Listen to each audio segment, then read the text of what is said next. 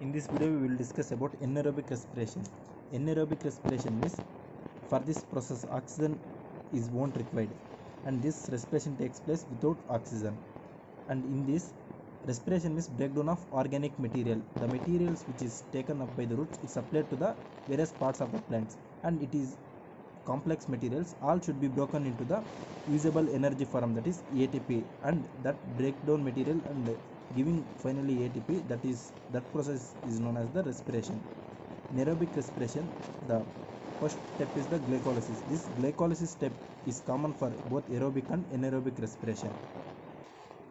This glycolysis takes place in the cytoplasm of the cell, and it is also known as the EMP pathway. EMP because the scientists who are given glycolysis, E means Emden, M is Mayrov, and P means Pernis are the three scientists who are given this glycolysis.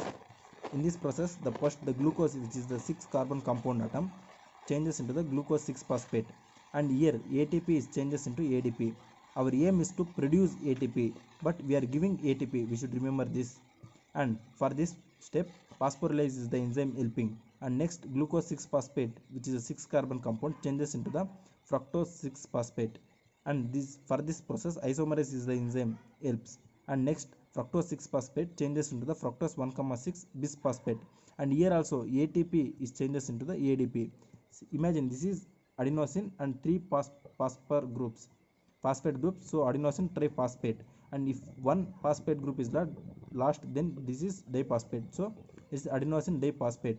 We need ATP, not ADP, and this ATP is used, provides energy to perform specific functions or particular functions.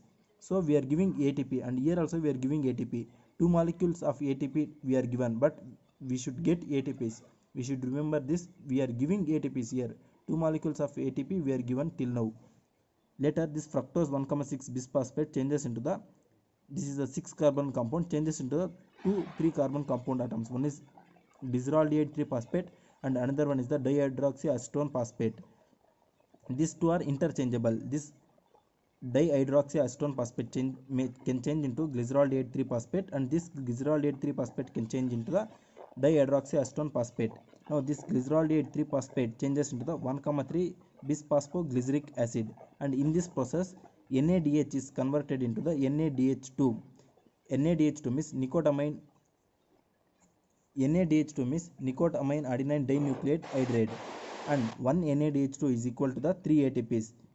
Here 2 NADH, because 1 NADH from this reaction, this changes into this and comes this, so 1 molecule of this changes into glycerol 3 phosphate and it changes to the 1,3 bisphosphoglyceric acid. Here 1 NADH2 we are getting, and from this glycerol 3 phosphate we are giving, and when changing into 1,3 bisphosphoglyceric acid we are getting NADH2. So totally 2 molecules of NADH2 we are getting, one from this one and one from this one. And this 1,3 bisphosphoglyceric acid we written 2 here because 2 molecules of 1,3 bisphosphoglyceric acid, one from this and one from this, changes into the 3 phosphoglyceric acid, and in this process NADP is giving ATP. We need ATP, so in this step we are getting ATP, and we should remember that 2 ATPs we are given for this reaction in these 2 steps, and now we are getting ATP. Here also 2 molecules of ATP we got because 2 molecules of 1,3 bisphosphoglyceric acid, 2 molecules, so we are getting 2 molecules of ATP. Next this 3 phosphoglyceric acid changes into the 2 phosphoglycerate, and this 2 phosphoglycerate changes into the phosphophenol pyruvate. In this process water is released, and for this process amylose is the enzyme helps. Next this phosphophenol pyruvate, which is a 2 carbon compound atom, now changes into the pyruvic acid, and in this process also we are getting ATP, therefore 2 molecules of ATP. This complete step of glycolysis is clearly discussed in aerobic respiration, so I am going very fastly. So finally after completing of this step we got 2 molecules of NADH2 and 4 molecules of ATP.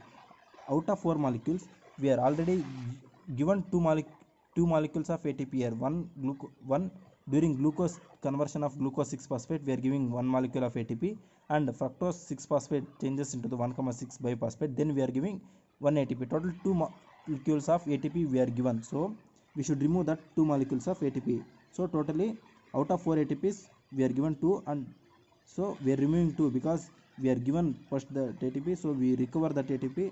To recover that ATP, we are giving that, so totally 2 ATPs we got, and 2 NADH2 we are getting. 2 NADH2, 1 NADH2 is equal to the 3 ATPs. 2 molecules of NADH2, therefore 6 molecules of ATP we are getting. See, glucose converting into pyruvic acid. This complete process is known as glycolysis. And here we got 2 ATPs and 2 molecules of NADH2. 2 ATPs we kept like that, and 2 molecules of NADH2. In anaerobic respiration, this pyruvic acid changes into the, in some bacteria, etc., it changes into the ethanol plus and carbon dioxide. For this conversion, pyruvic acid conversion into ethanol, the enzymes pyruvic acid decarboxylase helps, and alcohol dehydrogenase is also are the enzymes which helps for this process. And in this process, the NADH2 which we got in this process, glycolysis process, here we are lost. NADH2 changes into the NAD, so we lost 1 molecules of NADH2. 1 because I took only 1 pyruvic acid. If we take 2 molecules of pyruvic acid, then this 2 molecules of pyruvic acid is lost in this process, and ethanol is formed, and this is in case of bacteria, etc., in anaerobic process, in only anaerobic respiration.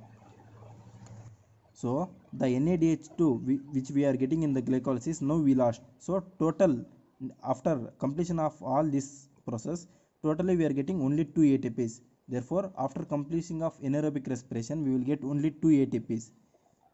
In some other cells like muscle cells, etc., this pyruvic acid won't change into ethanol, it changes into the lactic acid.